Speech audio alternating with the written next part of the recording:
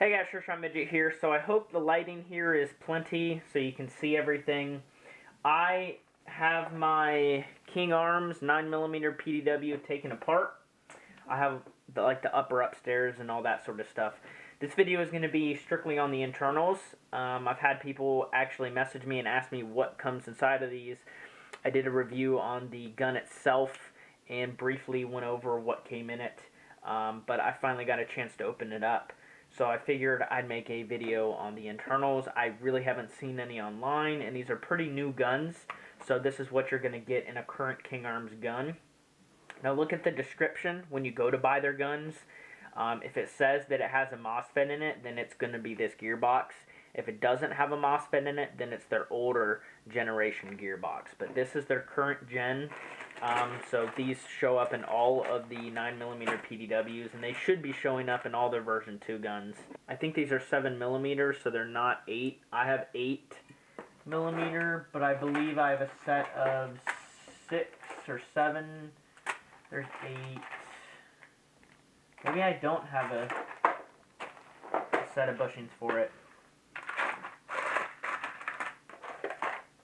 So the shell is quick change. That is a huge feature. I'm so glad King Arms started doing this. So it is quick change.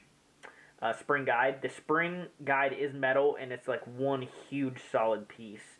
It's like a cast, so it's not steel or anything super high quality, but it looks like it's one piece, so I don't see that breaking anytime soon. There's a little ring on the back here. Seems pretty good. It's not ball bearing, but still pretty good. The spring that came in it is ridiculous. So this gun is shooting 420 out of the box, even with a really short barrel. So I think this is a 125 or maybe even an M130. I don't know if all the US models are coming like that. I think on the tag it did say it was shooting 420 or something like that, and it was true. So e-bike didn't lie, because I think this came from e-bike, a mystery box from e-bike. So I don't know if the US versions are shooting this hard, but on the description it says they're shooting like 340 or 360, but this was way high. As far as the shell's quality, it's a cast aluminum, so it's really not very strong. It is marked King Arms, and it does have radiusing out of the box, so that's positive. I am running the DSG, and it is a 160, but I think the shell is going to be just fine at holding up. I believe in it. So the trigger here is metal, and it is straight, and it's kind of unique. It's nice and thin. It's not like built anywhere back here. It's just nice and thin, straight down. The gears on here are decent. It seems to be a step up from the other King Arms guns that I've seen, the older gearboxes, especially the bevel gear. It looks actually really good. The sector and the spur gear look identical as all the other ones. They're decent quality. The spur gears are normally what breaks the quickest. The teeth normally pop off on here, but it actually looks like these teeth are a little bit thicker than normal. So pretty good gears overall. Actually pretty impressed. Trigger contacts are good. The trigger brake's pretty good. The trigger spring is a little heavy. So the pull is kind of hard, but it resets and everything. I haven't had any problem with the contacts at all. I haven't shot this gun that much though. Standard cutoff lever, looks like a pretty decent. It is marked King Arms too. Pretty decent air latch. Looks just like a G&G. And then the MOSFET in here, it's wired to Tamiya. The wires are not damaged in any way, so they look great. There is one signal wire I can see, so what this MOSFET is going to do is reduce the trigger contacts, the wear on the trigger contacts, like the arcing. So you can toss an 11-1 in here out of the box and go ham. And I am confident that this MOSFET would hold up. It is small, so take a look at it, how it sits in the gearbox shell. This is going to be proprietary to this gun because of that.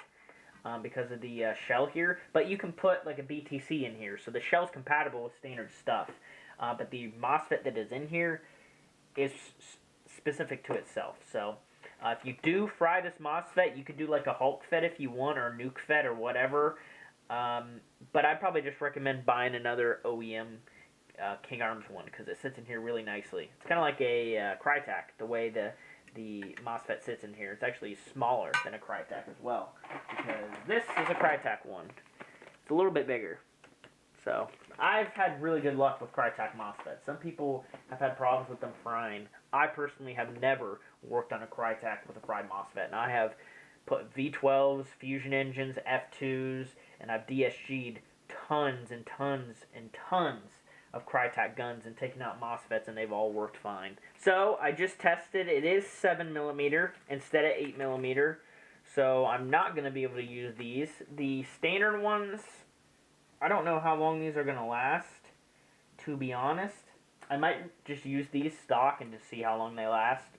Now, the piston and cylinder assembly, let's check this stuff out.